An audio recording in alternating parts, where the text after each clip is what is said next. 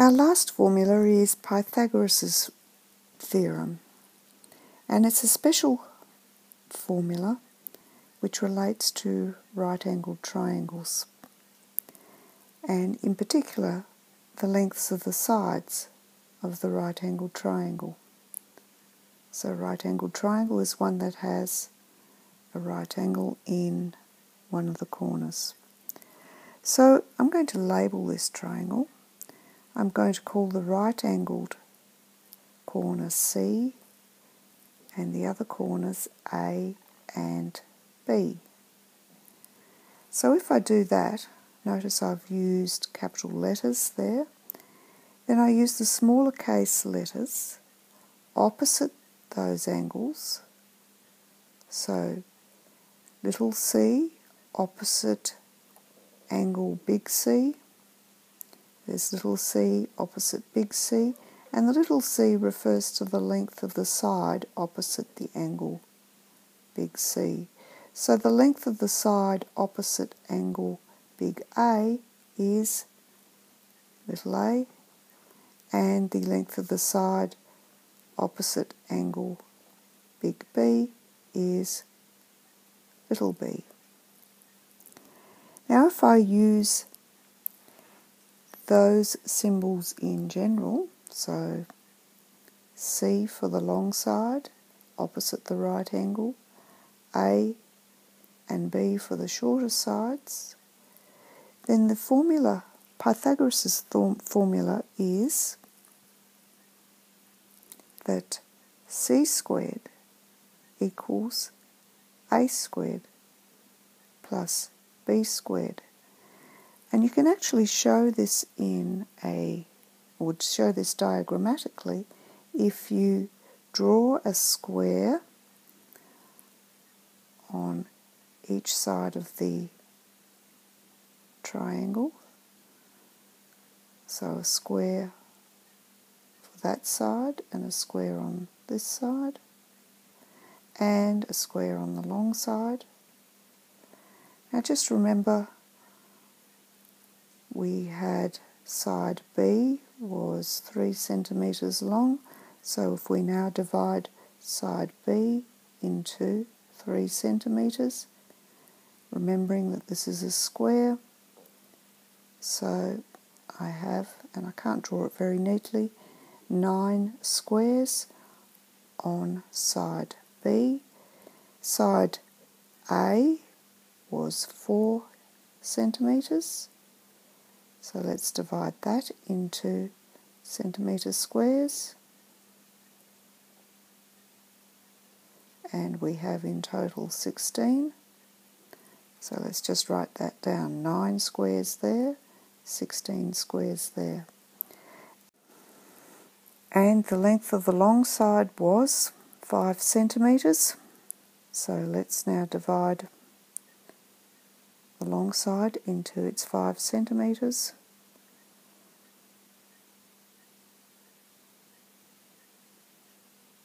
Getting a little bit untidy there, so that's 5 centimetre units along the long side there, and making the squares.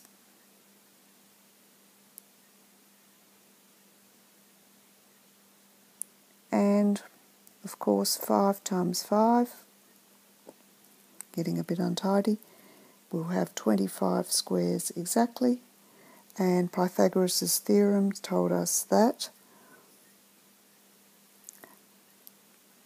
well, I'll have to rewrite it here, 5 squared equals A squared. A was 4, 4 squared plus 3 squared, so 5 squared is 25, 4 squared is 16, 3 squared is 9, and yes, that does equal 25.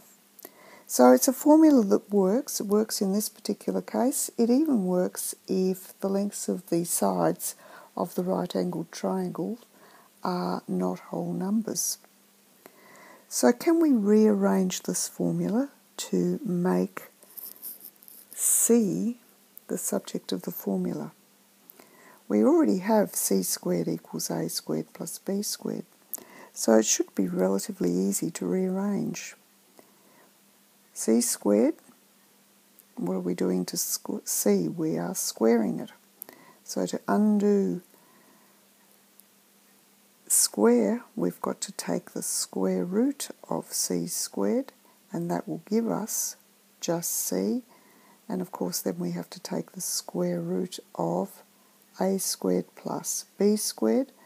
Notice how the square root sign goes over the entire expression, a squared plus b squared.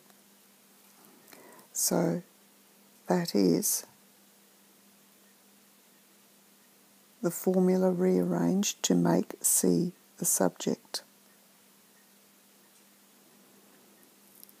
To make a the subject of the formula, let's have a look at the formula again. We'll rewrite it, just give myself a bit of room here. We know that c squared equals a squared plus b squared. If we want to make a the subject of the formula, then remember we're working in reverse order, the order of operations.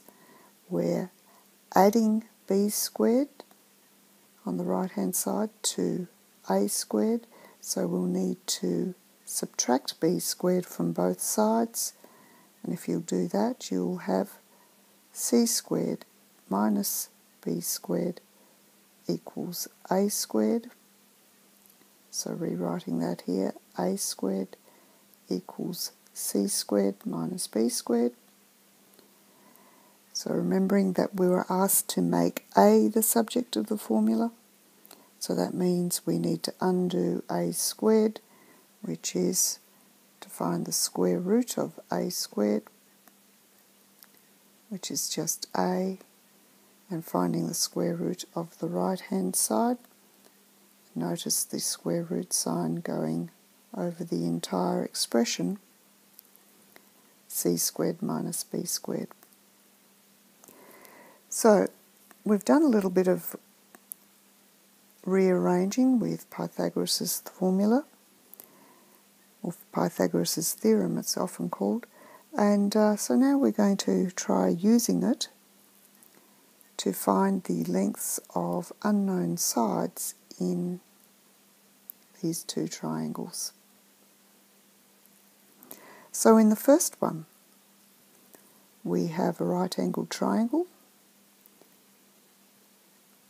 the right angle in the top right-hand corner there, and remembering that we label the triangles. So the right angle is big C, and the side opposite little c. It really doesn't matter what the other two angles are, only that the sides opposite the angles are the small case letters. So we're looking for side C here. We've got c squared equals a squared plus b squared. Now a is 12, so it's 12 squared, and b is 5, so that's 5 squared. So now we have c squared equals 144 plus 25, and if you add those, it's 169.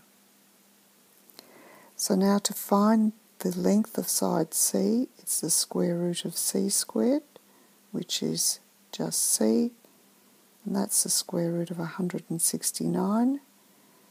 And if you pop that into your calculator, that'll give you an answer of 13. Now remembering that in this question, the lengths had units, which was metres, so you must put it in context, 13 metres. For the last example, we are told that B is equal to 12. Now, side B is the side opposite big angle B, so that must be, that side is 12. And C Well, C is always the side opposite the right angle, so it's the long side there, so that's equal to 22. And so we're looking for A. And we've already determined the formula for A. A is equal to C squared minus B squared. Say that again. A is equal to the square root of C squared minus B squared. So we can write that down directly. Let's do it in the right colour. So A is equal to the square root of C squared minus B squared, which is 22 squared minus 12 squared.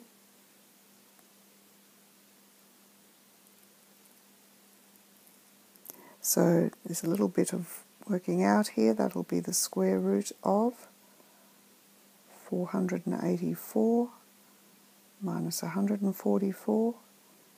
Now you need to evaluate that expression before you can find the square root of it.